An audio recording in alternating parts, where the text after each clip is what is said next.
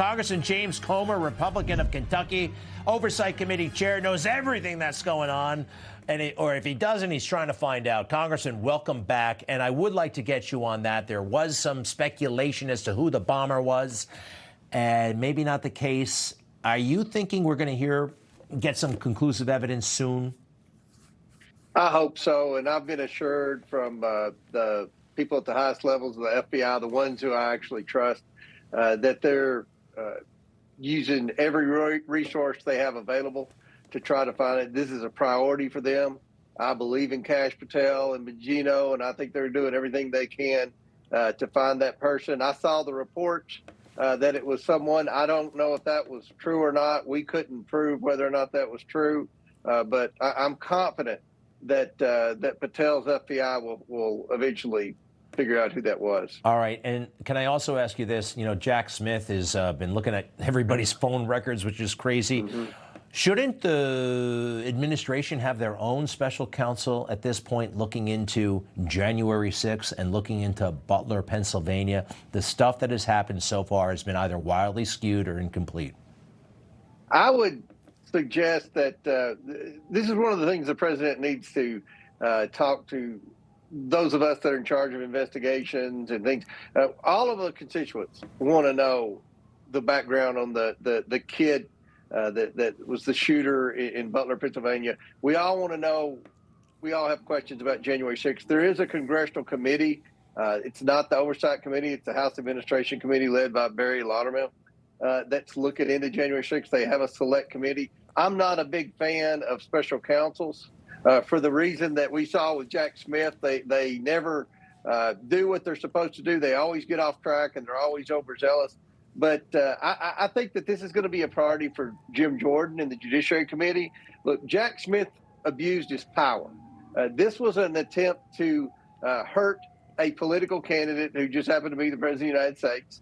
And I think that we've got to hold these people accountable. And that's where in the 42 days when I was traveling the district and when the government was shut down, listening to people, the biggest frustration that I hear from people all over the United States is that we're finally proving all of this wrongdoing by the deep state and by the Biden administration and the Obama administration, but yet no one has been held accountable. We've had some people quit. We've had some people that got fired, but no one's had their day in court.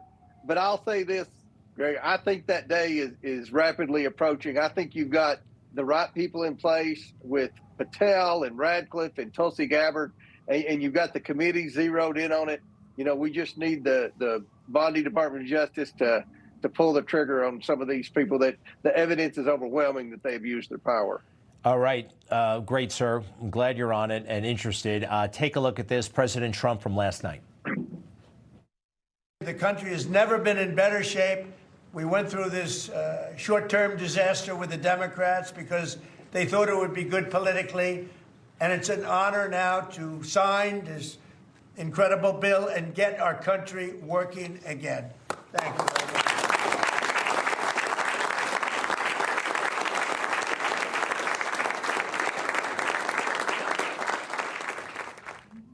All right, fabulous.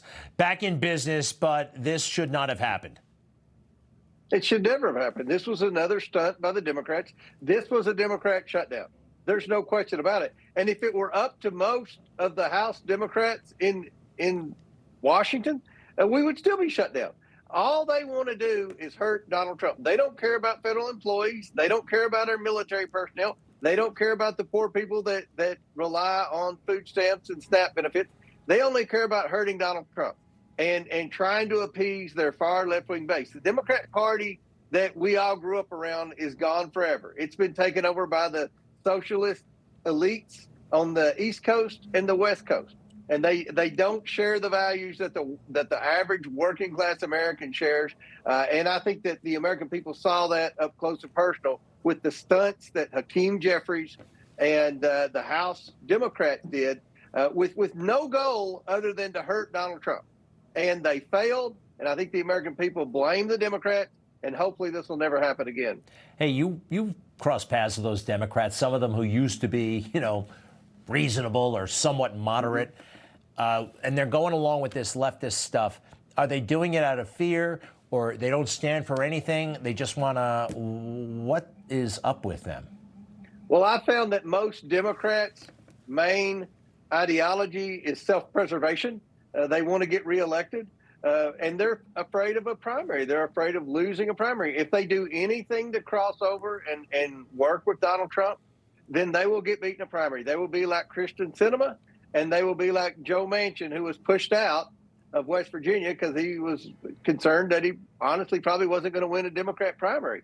The Democrats don't want compromisers. They don't want moderates. They want everyone to be like Ocasio-Cortez and Tlaib and Omar. They want far left-wing activists. And that's what you got in Congress. You look at the new members of Congress that they've elected on the Democrat side. They're all from the cities. None of them are from rural America, and none of them, I don't think, are even from suburban America. They're all from the inner cities, and they're just far left-wing activists. And, the last thing they're ever going to want to do is try to do anything that would be beneficial to Donald Trump.